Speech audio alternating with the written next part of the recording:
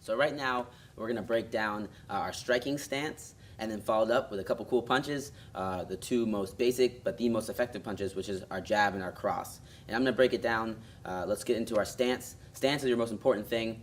One, if you don't have a good stance, you're not going to be as fast, as strong. If you're off balance, you can't punch as hard, you can't move as fast, and you're really going to get hurt or get hit if you don't have a good stance. So stance is the base of everything. You know, all these advanced punches and these cool strikes and all that stuff. If you have no stance, you can't really throw those punches, and you can't do them effectively. If you ever seen good fighters like Anderson Silva, I mean, it's like he does magic tricks, like he'll move and hit you, but he always has a good stance. That's why he can like move into different angles and hit people out of all these crazy angles, because he's always ready to strike. So we want to make sure we're like that. And I'm going to break down our stance and some of the crucial details we got to make sure we have we pay attention to. So if you're right-handed, you're going to step with your right leg back, and if you're left-handed, you're going to step with your left leg back. All right. I'm right-handed, so I'm going to stand orthodox. The other position is called southpaw. But I'm an orthodox fighter. So the first thing you want to do is get your feet about shoulder width apart, stand like you're waiting at the bus stop. This is the best analogy you've ever heard. Just waiting for the bus stop. You're going to take your right leg, you're going to step it back, twist your feet 45 degrees, bring your hands up, make a fist. When we make a fist, fingers curl, thumb goes over top. Okay? Fingers curl, thumb goes over top. When we're hitting, we want to always try to strike with these two big knuckles right here. Right, these two big knuckles. We don't want to hit with these littler knuckles. They break a lot easier. So when we're punching, we always want to cut. We want to twist. So we hit with those two big knuckles. Now, last thing with our stance is I'm at 45 degrees. Feet are shoulder width apart. I don't want my feet too close, and then I'm going to get tipped over or too far. And my back heel's off the ground. Okay, back heel is very important to be off the ground. There's only a couple cases where your back heel should be on the ground. Other than that, your back heel is always off the ground. We'll break down those scenarios later where a back heel hits the ground, but your back heel is always off the ground, because to move, if I want to move forward and my back heel is down, I need to pick my back heel up and then go forward. Same thing with backwards. If I want to move backwards, my back heel is down, I need to pick it up and then move backwards. And it's a waste of time. So we want to be as quick as possible. So my back heel is off the ground so I can fire and move. All right? So back heel off the ground, bus stop stance, step back, 45 degrees, back heel off the ground, make our fist, and all we're going to do is just throw them up, chin, cheekbone, and I'm here. Okay, this is my stance. Elbows are down to protect my body, hands are up to protect my head, chin is down, okay, not crazy down, just relaxed down, heads up, shoulders relaxed. This is my most comfortable stance. Your striking stance should be your most comfortable position. This should not be your most comfortable position. This right here, I can stay here all day. Back heel off the ground, I got space in between my legs, I'm not crossed over so I don't fall over. Cool? So, here, this is our basic stance. Now let's go over moving, because again, that's the most important thing, moving our stance. So moving, if I want to move forward, it's very simple moving. If we want to move forward, backwards, left, or right, we just step with that foot first. So if I want to move forward, I step with the forward foot first. If I want to move backwards, backward foot first. Left, left, right, right. It's very simple. So again, we move forward, forward foot steps. And then I follow up with the back foot. Backwards, backward foot steps, left, right. All right. If we move, and if I'm moving left and I bring my right foot in and then left foot for this split second, I'm right here. Now I'm off balance. My feet are together. I can't throw all my strikes properly. All right. So you always want to be in your stance. So I move left, boom, and we take little steps. I take a big step. Now I'm wide, right, like a crab. Just like a crab. So we got that down. Again, if I move 2 times, if I move left a lot, just left, right, right, left, right, left. So that's our stance. We can pivot, and we'll go into more detail later. But this is the most basic thing. Just bus stop, step back, 45, hands up, back heel always off the ground. We're moving. This is my stance right here. So it's very important that you practice your stance. Again, we have to have a base. Same thing when you make a car. You know, the body around it is just, you know, for looks, but the actual frame is what's holding the whole car together and what makes it perform. So this is your frame, the stance. That's your whole frame for your striking, your self-defense. If you want to do competition, whatever it is, you want to make sure you stay in the stance. You get a good stance down. And again, the most important detail, the biggest mistake I see with the stance is your heel. Everyone stands with that back heel on the ground, and people that do even keep it off the ground, they'll step and they'll land it on the ground. That's a waste of time. We want to like minimize our waste and keep it like optimal performance. So whenever I'm seeing an opportunity to strike, I can fire that strike. Okay. So next, let's get into our first punch. We punch it pretty much everyone starts off learning. Floyd Mayweather started off learning this punch. Everyone starts off learning it. So I'm gonna demonstrate and I'm gonna break it down.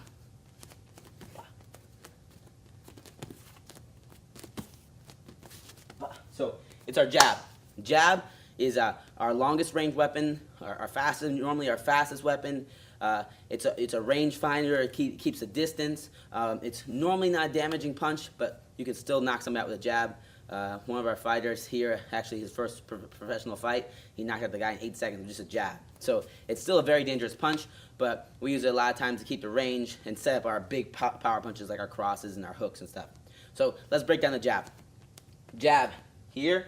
When we jab, all our power with all the strikes come from your legs. Okay, legs are everything. All your power comes. Doesn't matter how big you are up top. It's your legs, and how you then next it's your legs, then it's your core, then it's your shoulder, then it's your arms. So triceps, they have very little effect on making you strike. All right, so that's the last little detail. So it's our legs. So that meaning we want to incorporate these legs whenever we strike. It's our biggest muscle. So when I do this jab, it's not just here. I want to use my legs, and the way we do this is we're gonna start off with the basics first. And I'm going to teach you one style of jabbing, and then later on we're going to learn different styles. Okay, there's a bunch of different styles for every punch, but this is a style I like to teach my students first. I see the best results from this. So when we do this jab, what I want you to do is pretend like you try to scare someone. Try to scare someone, you stomp that front foot. We're not really stepping, we're just stomping it. And that's what's getting our momentum going. Bah! So I'm trying to scare someone. At the same time I'm trying to scare someone, I'm firing this jab straight out, twisting to hit the two big knuckles, and then bringing it straight back in. So I'm going to scare them. Bah! And I'm popping through my shoulder. Boom, I'm twisting. All right? Right hand stays up. Jab. Again. Back heel's off the ground. Jab. Jab. And it goes straight out, straight back. It's very important. Okay, so let's go over a couple of details, a lot of little mistakes that people miss. One, when we throw this jab, you have to keep your right hand up. When you're punching somebody, odds are that they're going to want to punch you back, and we don't want to get hit. So when you throw this jab, I want to make sure I don't do something like this. I want to keep it touching my cheekbone. When you're just starting off, you want to try to always make sure your hands are touching your cheekbone. Because as long as you can feel them there, you're good. You know that they're there. But if you're always here, sometimes they're going to slowly work their way down, and we're building bad habits. And when you're first starting off, it's very important to keep those good habits going, so we never learn bad ones, and we only know our good ones. So hand up. We don't want to come here. We want jab. Okay? The other important detail is when we throw this jab, again, we're firing off at our feet. The other important one is when we throw it, we sometimes get out there really good, hit our target, boom, and we bring it back like so. We want to get out there as fast as possible and get it in even faster because we don't want to get hit. You know, more importantly than knocking somebody out is not getting knocked out. Because if I get knocked out, then I'm in a world of trouble, especially if, self-defense, get knocked out, I don't know what's going to happen. So my hands are up. I'm going to lunge out there, do my scare technique. I'm going to fire straight out, straight back, right? And no curling technique. Hand stays up, chin stays down, fire. Boom. Jab. Jab. Jab. Okay? The other little details, whenever we're striking, we always want to exhale. Like, you think, it's for show when you see those boxers and professional athletes when they go, we always want to, okay? So that's the jab. Last technique. To sum up this learning experience, you got your stance down. We got that first jab. We can keep our distance. We can punch a person, break their nose. All right. Next one, we're gonna learn our power punches. Our cross. All right. It's your dominant hand. In my case, I stand orthodox. It's my right hand. All right. This is our money maker right here. Our cross. So the way we do the cross is I'm gonna demonstrate first. I'm gonna break it down.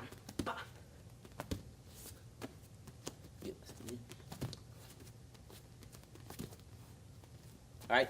With the cross, we want to utilize, just like in all our strikes, we want to utilize our legs.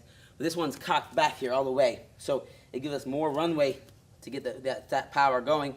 And on top of that, that's my hip that's backwards, the right side. So now I can twist that hip, get all my body into it using my legs, my core, my upper body, everything. And that's why people like, that's why kickboxing and boxing really good workouts. It works your full body, and at the same time, you're learning good technique to defend yourself or to compete or just, make a unique workout.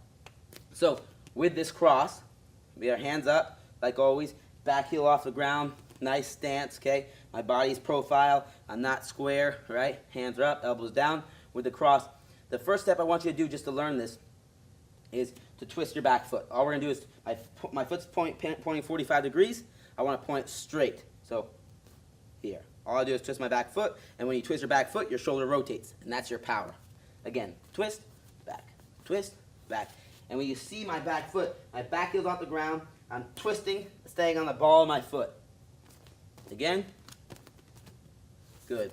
And all we're going to do now is as we twist, we're going to fire off our right hand straight out, twisting those two big knuckles, straight back. Very simple. So I'm twisting, shooting that hand off there. Twisting, shooting that hand off there. And the same common mistakes are with this cross. One, you want to make sure that it goes straight out, straight back, gets back faster than it went out.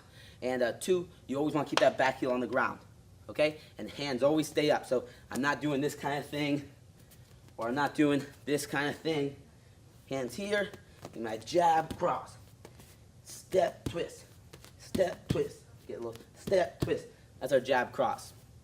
So those two techniques are the base for all striking techniques. They're extremely important. With these two techniques alone, you can knock out anybody in the world, all right? Doesn't matter who they are. If you land these two techniques, you're hitting those two big knuckles, and you hit them on the chin, you'll knock them out. And in the next video, I'm going to go over, the more the unique and important spots to hit somebody.